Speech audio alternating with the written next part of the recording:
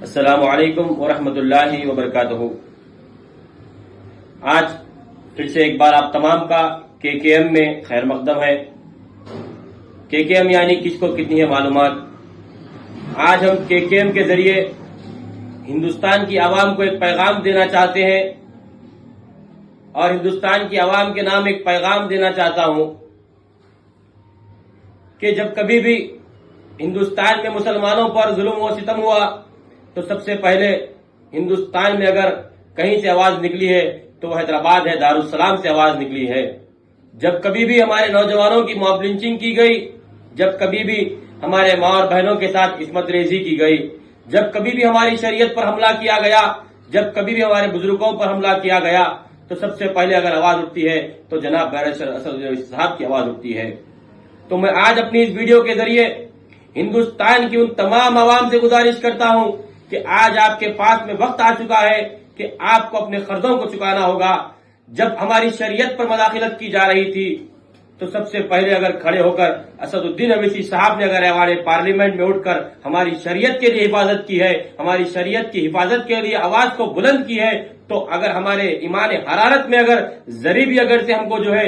ایک محسوس ہوا ہے کہ ہاں ہندوستان میں اگر ہم مسلمانوں کی حفاظت کے لیے، ہماری شریعت کی حفاظت کے لیے کوئی ایوان پارلیمنٹ میں کھڑا ہو کر لڑ سکتا ہے، یہ اگر آپ نے محسوس اگر کیا ہے تو آئیے حیدرآباد کو ایوان پارلیمنٹ کے الیکشن کے وقت آئیے حیدرآباد میں آ کر آپ بیرسٹر اسد الدین اویسی صاحب کے ساتھ کھاندے کو کھاندہ لگا کر مجلس اتحاد المسلمین کے لیے کیمپین کیجیے۔ اگر آپ نے یہ محسوس کیا ہے کہ ہاں ہندوستان میں اگر موب لنچنگ ہوتی ہے تو ہماری حفاظت کے لیے، ہمارے حق کے لیے بولنے والا بیرسٹر اسد الدین اویسی صاحب ہے، تو آئیے حیدرآباد کو آ کر ایک پیغام دیجیے کہ ہم بیرسٹر اسد الدین اویسی صاحب کے ساتھ ہیں۔ آئیے حیدرآباد کو آ کر ان تمام فرقہ پرست لوگوں کو ایک پیغام دیجیے، چاہے تم کتنا بھی ہم پر ظلم و ستم کر لیں، ہم جو ہے بیرسٹر اسد الدین اویسی صاحب کے لیے، ان کے حق کے لیے، ان کے ساتھ میں جو ہے کھڑے ہیں، ان کی مدد کے لیے ہم کھڑے ہیں۔ انشاءاللہ تعالی اس مرتبہ تمام کی مدد سے بیرسٹر اسد الدین اویسی صاحب جو ہے بھاری اکثریت سے کامیاب ہوں گے۔ میں گزارش کرتا ہوں پہلو خان کے گھر والوں سے کہ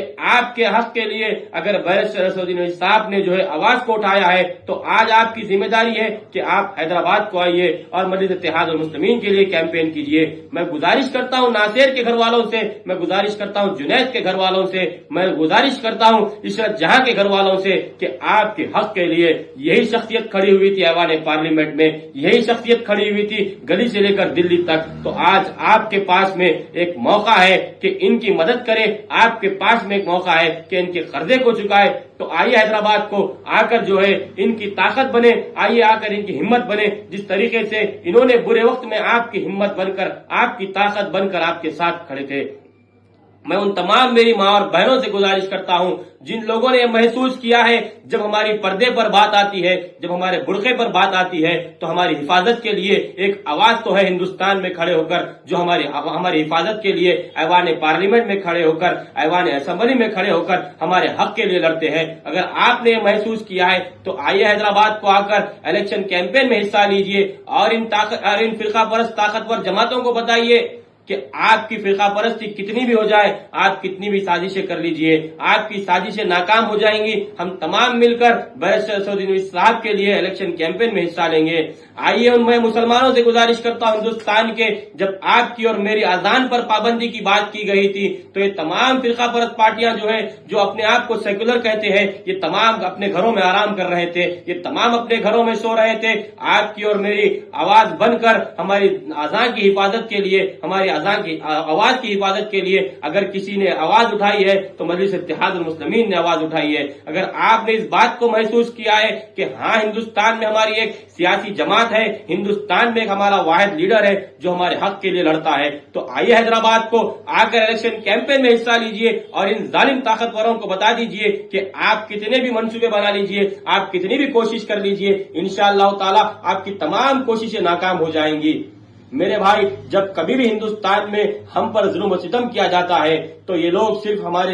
ہمارے مسائل پر، ہماری لاشوں پر، ہمارے خونوں پر جو ہے ان لوگوں نے سیاست کی ہے، اور آج یہ لوگ چاہتے ہیں کہ ایک ایسی آواز کو کمزور کرنا چاہتے ہیں جو ایوان پارلیمنٹ میں کھڑے ہو کر سب سے پہلے ہمارے حق کے لیے لڑتے ہیں، ہمارے حق کے لیے آواز کو بلند کرتے ہیں، ویسی آواز کو یہ لوگ کمزور کرنا چاہتے ہیں۔ تو میں ان تمام